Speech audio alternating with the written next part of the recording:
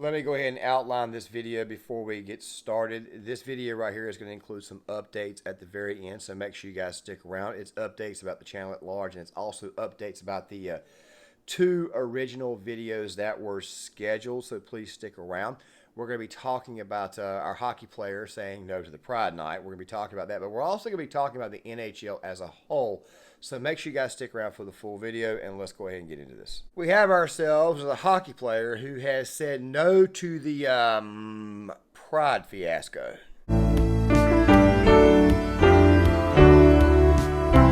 Gang, this one right here was recently reported last night. I actually read the article before I went to bed, and then I reread the article this morning as soon as I woke up. So, Buffalo Sabres defenseman Ilya Lubushkin, I'm trying to pronounce that one correct. My Russian's not very good.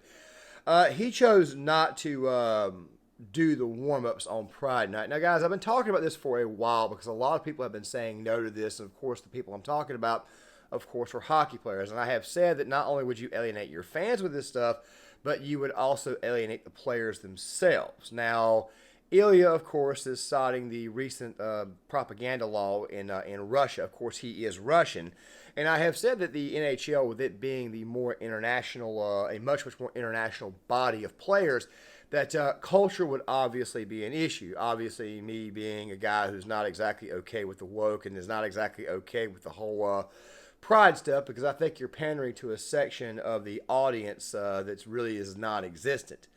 Hockey is mostly watched by males, mostly watched by Canadian, American, and of course Eastern European and Russian males who are not exactly down with the whole Pride stuff. Now, guys, I have been saying for a while that this right here would eventually backfire. Now, let's go back to James Reimer's video. By the way, I called him Reimer in that video. One of my subscribers corrected me. I asked for a correction to see if I was actually correct in the pronunciation of his name. I'm glad this individual spoke up and says, by the way, if you've been subscribed to this channel for a while, then you know that I'll bring up a subscriber, but I don't put the name of the post up, obviously for protective reasons. Unless, of course, maybe it's a situation where somebody's just being a complete jerk and I need to put them on blast. I don't need to do that in this case. This individual obviously put me in my place about the pronunciation. I'm actually happy that he did, because now I know that it is Reimer and not Reimer. But still, at the same time, though, the captain of the team, now I'm putting up the article for you guys to see. He tried to spin this in a way where he could kind of protect both sides, basically saying, look, we're okay with the Pride thing, but we also at the same time want to protect our player, protect our teammate. As I've said before, Ilya is Russian. As I have said before, a lot of these hockey players, Ivan Provorov, for example, in Philadelphia, is also Russian. A lot of these players are coming from cultures they're not exactly down with the whole Pride stuff. They're not exactly down with that lifestyle. Their culture itself does not permit that, or is very, very much looked down upon, and the NHL is mostly an international body. As I've said before, you've got Americans, not that many. You've got Canadians mostly. You've got a lot of Russians. You've got a lot of guys from Eastern Europe. They're not exactly okay with this. How many times have I got to say this? It's not a good idea to push this type of ideology on your players and on your fan base alike. I mean, the NHL is really playing a dangerous game here. Seeing how most of these players are not even American, I really think it's kind of weird, and you're probably going to hear me say this more and more. I really think it's weird how it is that the NHL is doing all this inclusion stuff, but yet they're not really being inclusive to their own players. It's mind-boggling. Now, guys, I've said this on multiple occasions. It's not like the NHL has a completely American cast of characters. I mean, a lot of these teams have got players, yes, from Massachusetts, from Minnesota, from New Jersey even, New York, but for the most part, the NHL's player base comes from Western and Eastern Canada, well, just Canada at large. Now, obviously, Canada is a country that's got its own issues as far as the woke is concerned, pushing the woke on their own people, not to mention the fact that they're pretty much in bed with China, exactly the same exact way that Joe Biden, our current president, is definitely in bed with China. Don't get me wrong on that one. So you see this right here and you wonder, especially after coming off of what was a very good NHL playoff session this past year, playoff season. I tend to call it playoff season because the NHL playoffs sometimes have to have a tendency to last close to 3 months. Obviously, I think it's a little bit too long. Maybe what they should just do is go back to best of three for the first round, then go to best of 5, and then best of 7, so on and so on, rather than having every single series be best of 7. I mean, I just don't really understand that. Same thing with the NBA. The NBA has an extremely long playoffs as well.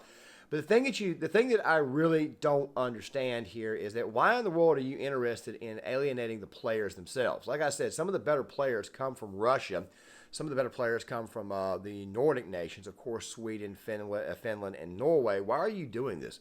Why are you going out of your way to completely alienate them? I mean, it doesn't exactly look good. As a matter of fact, for all we know, it could cause an international incident. Now, guys, I thought about this a long time ago. Do you guys remember the whole Stop Asian Hate thing? Do you guys remember that, how it was that Asians were being targeted in San Francisco by black people?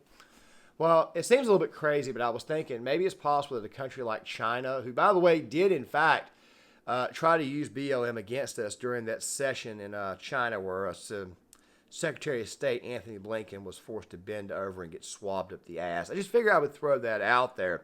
I was thinking maybe they would use that as like a see what you're doing to our own kind in your own country. I'm just thinking about that because it wouldn't surprise me if someone like, say, Putin or Eastern European leadership wouldn't come out someday and say, hey, look at what the hell they're doing to our hockey players. Our hockey players go over there to get a better opportunity at playing, to make some money. Then they come over here and they live here, and they're putting them under the gun by forcing them to partake in this whole pride thing. I don't think it's a good look if you guys are kind of picking up what I'm saying. However, there is some good news. Now, guys, in the case of Reimer and in the case of the New York Rangers and the New York Islanders, these type of events can kind of bring a team together around somebody. It can kind of rally them to say, hey, look, maybe this individual could be persecuted by the media, which, by the way, the American media does have this tendency to make certain issues that are not an issue, kind of highlight them, making them bigger than what they really and truly are. And obviously, our media is very salacious, and they love to go out of their way to create fake stories. Me personally, I don't think this right here is much of an issue, and it could not have been much of an issue, but obviously the media is going to blow this up and make it much, much larger than what it really and truly is. ESPN, for example, has been separated from Disney, but I'm kind of wondering why it is that ESPN is still continuing to highlight this, because this type of stuff right here with Pride Night and all the other wokeness seems to me like it would be more pandered through Disney. Then again, at the same time, though, Disney is set to lay off roughly 7,000 employees, the exact same way that ESPN is laying off 7,000 employees. So maybe these two are still joined at the hip, even though Bob Iger says that they are not. Fact of the matter is this right here. As I have said before, the only thing you are doing is pissing off players who actually come to this country to actually play. Now, guys, I have been very clear on my stances when it comes to immigration. I am all for legal immigration. But the thing you have to understand about a lot of these players coming from Russia is that a lot of these guys are coming over here simply to play in the NHL. They eventually move back to Russia in the offseason.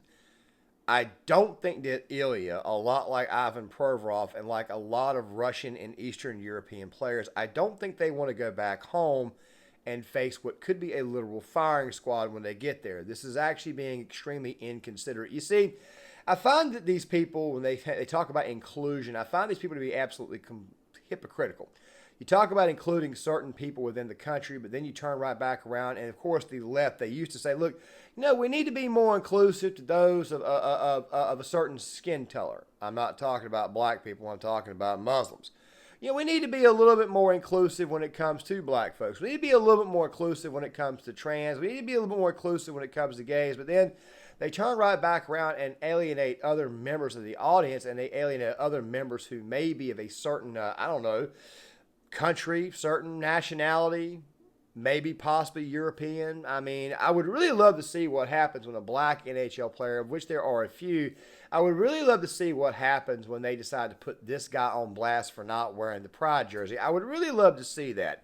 It would actually be absolutely hilarious, because then it makes the media look racist and non-inclusive, and it also makes it continue to look like they're pushing a quote-unquote agenda, a quote-unquote agenda that is, in fact, being completely rejected. Now, guys, I told you guys at the very start of this video that there is going to be some updates. We're going to go ahead and go to that, but let me say this before we go there.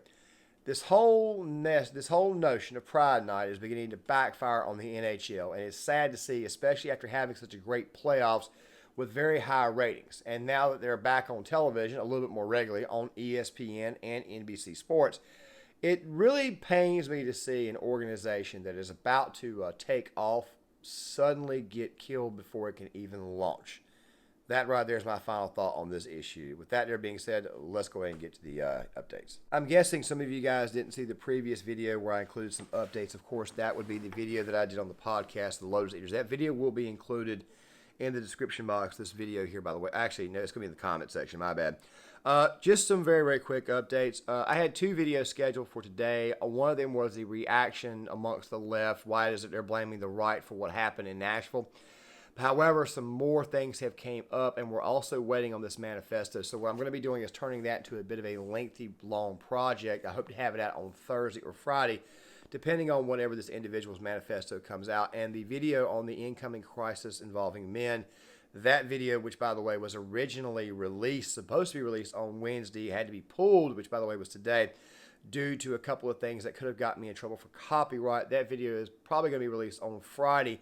And, of course, Saturday, Sunday time frame is probably going to be the first real project, which is going to be the Why Pop Culture Matters project. Now, the reason why I'm giving you guys these updates is that way you guys are not completely caught off guard. Obviously, to my new subscribers, thank you guys for joining the channel. I really appreciate it. I hope to continue to earn your support. But just very, very quickly, the goal is going to be to still release 2 to 3 videos a day, Monday through Friday.